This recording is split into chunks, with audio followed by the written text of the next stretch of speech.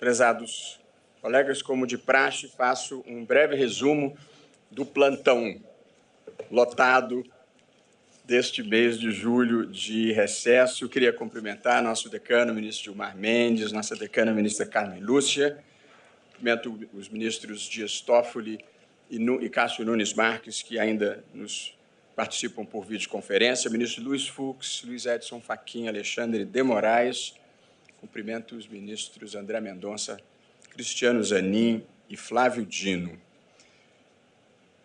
Queria agradecer penhoradamente ao ministro vice-presidente Luiz Edson Fachin, que dividiu o plantão comigo, e ao longo desse mês nós proferimos com as nossas equipes 4.817 decisões em processos, maior parte deles de admissibilidade ou não de recursos de uma maneira geral, muitos despachos, e nós, em conjunto, proferimos 28 decisões liminares, casos de urgência, geralmente em suspensão de segurança, que chegavam aqui ao Supremo. Muito grato de coração, ministro Fachin, pela ajuda. Queria fazer registro da atuação institucional da presidência nesse período. Estive no final de junho no Fórum de Lisboa, que reuniu ministros, juízes, advogados e membros do Ministério Público, professores brasileiros, professores portugueses, num grande e produtivo debate sobre temas brasileiros, com momentos também de confraternização, mas um momento muito especial, um evento que se tornou clássico para a comunidade jurídica, onde todo mundo conversa, porque pode conversar em qualquer lugar do mundo, não precisa ir a Lisboa.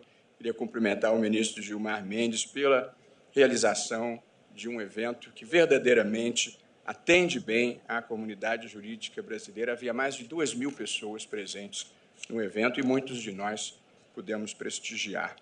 Eu também estive em representação institucional no Congresso Mundial de Direito Constitucional da Sociedade Internacional de Direito Público em Madrid e, sobretudo, fiz uma viagem que queria compartilhar com todos publicamente à China. Estive em Beijing e Xangai a convite do presidente da Suprema Corte Popular daquele país, Zhang Zhun. Estive na Suprema Corte, estive na Assembleia Nacional, na Escola da Magistratura, na Suprema Corte de Xangai e participei, ao lado do primeiro-ministro Li Qiang, da abertura da Conferência Internacional de Inteligência Artificial. Eu agradeço aqui de público a acolhida que tive naquele país, onde fui recebido com honras de Estado e máxima cortesia, e respeitadas as diferenças políticas e culturais evidentes, é impossível não se impressionar com a velocidade do desenvolvimento e a quantidade de pessoas, centenas de milhões de pessoas que foram retiradas da pobreza em pouco tempo naquele país. A China é o principal parceiro comercial do Brasil, e o Brasil é o 9º principal parceiro comercial da China. Vale dizer, boa parte das exportações brasileiras é hoje dirigida à China, e só esse fato já justificaria a boa vontade e o cultivo de um bom relacionamento com aquele país. E também tive a oportunidade de estar com a ex-presidente Dilma Rousseff, que hoje é a presidente do Banco BRICS e que, inclusive, se dispôs a financiar um projeto que gostaria de levar a efeito, que é a descarbonização do Poder Judiciário no Brasil, de construirmos usinas fotovoltaicas em todos os tribunais onde isso seja possível e contribuirmos para o enfrentamento do aquecimento global. Também estive em Rio Branco, no Acre, em conversa com os presidentes de tribunais e os juízes daquele estado, e o mesmo fiz em Rondônia, estive em Porto Velho, e também gostaria de agradecer a carinhosa acolhida que tive nesses dois lugares e a oportunidade de conversar com colegas e ouvir a magistratura e apresentar os projetos que todos nós temos aqui no Supremo. Gostaria, à vista de um persistente noticiário que tive a oportunidade de ver ao longo do mês de julho, de, em nome do Tribunal, prestar alguns esclarecimentos de fato que considero muito importantes. Ao longo do mês, em penosa repetição, se multiplicaram notícias equivocadas sobre viagens de ministros e o acompanhamento de seguranças. Não importa quantas vezes se prestem as informações corretas, a incompreensão permanece. Então, gostaria de esclarecer uma vez mais. Nenhum ministro viaja com despesas pagas pelo Supremo Tribunal Federal. Isso não acontece. Só o presidente, quando viaja em representação institucional ou algum ministro indicado pela presidência para representá-lo. Portanto, queria reiterar, nenhum ministro viaja com despesas pagas pelo Supremo Tribunal Federal.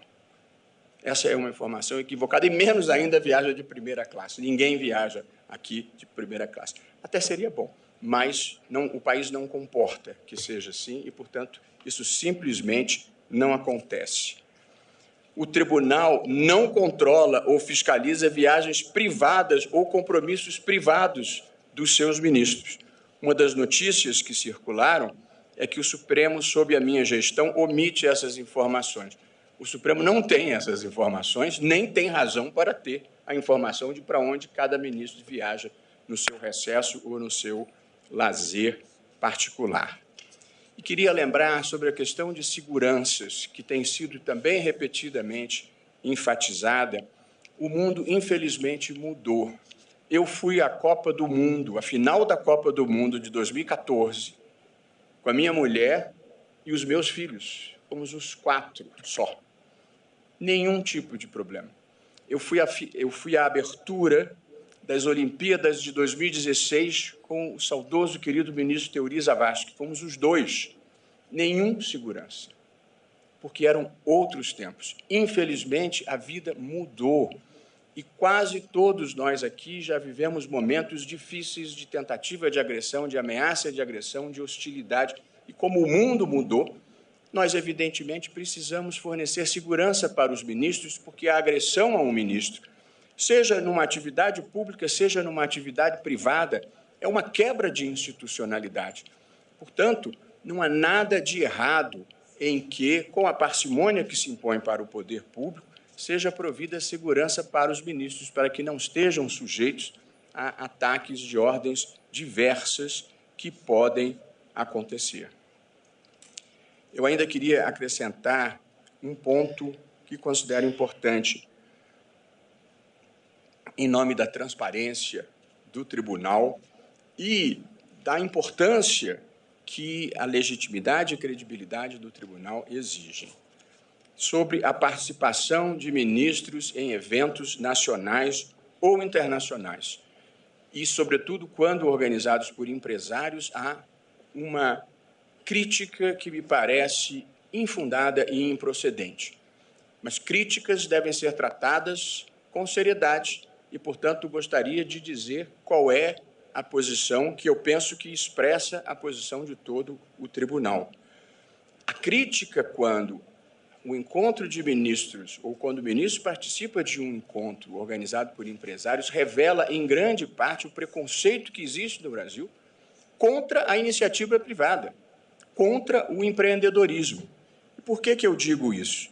Ministros participam, aí dizem, empresários têm interesses no Supremo. De fato, têm. Só que, geralmente, tem empresários nesses eventos que têm interesses contrapostos no Supremo, inclusive um contra o outro. Mas nós frequentamos, nós somos convidados e aceitamos, todos nós, a participar em congressos de advogados. Advogados têm interesses no Supremo. Nós participamos de congressos do Ministério Público. O Ministério Público tem interesses no Supremo. Ministros visitam comunidades indígenas. Eu já visitei, o ministro Gilmar já visitou, o ministro Fachin já visitou, outros já visitaram. Indígenas têm interesses no Supremo. Ministros recebem sindicalistas, recebem parlamentares, recebem representantes de moradores de rua. Todos eles têm interesses aqui no Supremo. Ministros são convidados pelas Forças Armadas para visitar projetos em rincões distantes do país. As Forças Armadas têm interesses aqui no Supremo. Além disso, ministros viajam de avião, a gente escolhe a companhia aérea, ministros têm plano de saúde, têm contas em banco, todo mundo tem interesse no Supremo. Portanto, essa ideia de que participar de um evento onde tenha empresários é um problema ético é um equívoco, até porque coisas eticamente erradas, se tivessem que acontecer, e felizmente não acontecem, não aconteceriam em congressos com 2.000 pessoas, aconteceriam em recantos fechados. E mais uma última observação. Quando um juiz faz uma palestra, um ministro faz uma palestra num evento, não é um proveito para o ministro, não. A gente está fazendo uma atenção, uma gentileza, um favor. E, portanto, é equivocado achar que o ministro é que fica credor. Aliás, o ministro fica devedor, o ministro é credor do esforço de ir participar de um evento e participar de uma palestra. Seja bem-vindo, ministro Dias Toffoli, na nossa sessão. Nenhum tribunal do mundo é mais transparente do que o Supremo Tribunal Federal, por duas razões básicas. A primeira, nós deliberamos na frente da televisão. Todo mundo pode assistir o que nós estamos fazendo. Todo mundo sabe as razões que nós damos para cada decisão. Nenhuma decisão aqui é tomada numa sala fora da vista de qualquer pessoa. E nós temos um portal de transparência com todas as despesas que são realizadas aqui no Supremo. Uma das demandas era saber qual o nome do segurança que acompanhava quem. Essa demanda nós não podemos atender, porque essa demanda compromete, evidentemente, a segurança dos ministros. E uma última informação que eu considero muito importante nesse capítulo. O Supremo Tribunal Federal vive sob o mesmo orçamento desde 2017, desde que foi instituído o teto de despesas do setor público, salvo as correções da inflação. E, mesmo assim, o Supremo não gasta todo o seu orçamento, o Supremo não executa o seu orçamento. Nós devolvemos dinheiro para o Tesouro. Em 2023, o Supremo e os tribunais superiores devolveram ao Tesouro 1 bilhão e 900 milhões de reais. Portanto, não há gasto excessivo, não há gasto descontrolado, não há aumento de gastos para gerar essa obsessão negativa pelo que passa no Supremo. Não vi nenhum comentário sobre decisões importantes que nós tomamos, ou comentários sobre o conteúdo de uma palestra relevante. Portanto, nós precisamos superar essa obsessão pelo negativo que existe no Brasil em muitas áreas, inclusive em relação ao Supremo Tribunal Federal. Eu ainda acrescento que algumas providências tomadas com a ajuda e participação desse plenário já surtiram efeitos muito importantes. Uma decisão do Supremo, da relatoria da ministra Carmen Lúcia, somada a uma resolução do Conselho Nacional de Justiça, já permitiram que mais de 1.630.000 execuções fiscais fossem extintas nos últimos 6 meses no Brasil. Apenas com a possibilidade de extinção das execuções de pequeno valor e com a exigência de protesto prévio antes do ajuizamento das execuções fiscais. E, em breve, nós vamos ter os dados do aumento de arrecadação que os municípios vão passar a ter, porque com o protesto se arrecada muito mais do que o ajuizamento da execução fiscal. Dou notícia de um projeto que sei que é caro a todos os ministros, que é o projeto de bolsas de estudo para os 100 primeiros colocados do Exame Nacional de Magistratura, candidatos negros ou pessoas com deficiência ou indígenas. Nós já conseguimos arrecadar 6 milhões de reais dos 15 milhões que precisamos e continuamos com o edital aberto e estamos arrecadando esse recurso. Queria agradecer à Fundação Getúlio Vargas de São Paulo, que faz a gestão do recurso e a seleção dos candidatos. E queria agradecer nominalmente aos doadores até agora, que foram a Febraban, Rapvida, Redditor, Itaú Unibanco, Multiplan, Santander, Cosan, Grupo Simpar, Ambev, Mover, iFood, Abrainc, Telebrasil, a BBC, FGC e Globo. E agora, para esse segundo semestre, nós estaremos lançando,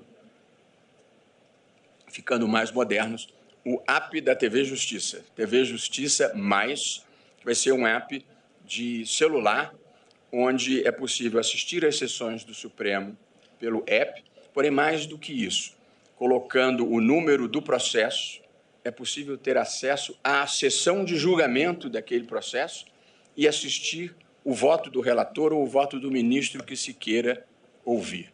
Portanto, é uma ferramenta que vai facilitar a compreensão da atuação do Supremo e dar ainda mais transparência. Nós estamos, a partir de agosto, com a ajuda do CNJ e dos ministros, lançando o projeto de padronização de emendas. Queria agradecer aos colegas que já estão aderindo a esse projeto para trabalhar com precedentes e catalogar adequadamente os precedentes. Nós precisamos ter algum tipo de padronização das emendas. O IPHAN, outro item, aprovou a ampliação, ministro Toffoli e ministro Fux, do nosso museu. Estamos lançando a fase 2. O projeto do museu, como nós sabemos, é um projeto do arquiteto Paulo Mendes da Rocha, já falecido, mas um dos grandes arquitetos brasileiros. O projeto foi idealizado pelo ministro Dias Toffoli e o museu foi inaugurado na gestão do ministro Luiz Fux, e agora nós vamos lançar a fase 2 e depois a fase 3, que é extraordinária, que é uma entrada pela Praça dos Três Poderes, já aprovado também pelo IPHAN. Nós avançamos no nosso programa de inteligência artificial para sumarização dos processos. Portanto, os processos chegarão com 20 volumes e receberão um sumário em 5 páginas.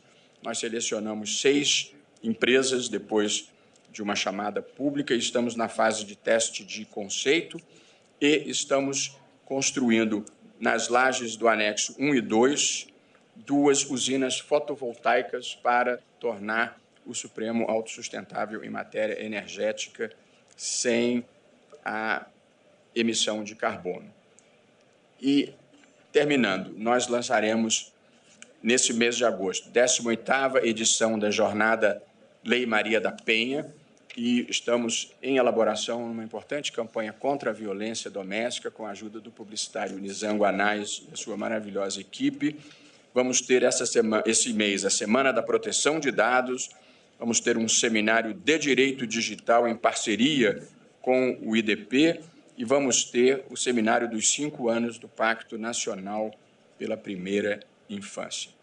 E, apenas antes de concluir, desejar, neste segundo semestre, em que se realizarão eleições municipais no país, o máximo de sorte para a ministra Carmen Lúcia, que conduz o TSE e passou o mês que eu sei, porque tenho informantes aqui dentro, trabalhando intensamente, tanto aqui quanto no Tribunal Superior Eleitoral, para ter a vida em dia. É uma das maiores eleições do mundo. São mais de 500 mil candidatos disputando cargos de prefeitura e câmaras de vereadores, câmaras municipais, e o país tem a sorte de ter a liderança da ministra Carmen Lúcia conduzindo esse processo. Portanto, está iniciado o nosso segundo semestre de 2024 e eu espero continuar contando e tendo o privilégio de ter a colaboração de todos os ministros nos diferentes projetos que nós temos, sempre lembrando que, ao contrário do que muitos pensam, nós somos amigos, nós temos as melhores relações, nós nos queremos bem e as divergências que nós temos fazem parte da vida plural de uma sociedade aberta e democrática. Poder Monitor, a ferramenta mais completa para monitorar os 3 poderes. Acesse agora poder.cc/monitor e ganhe 30 dias grátis.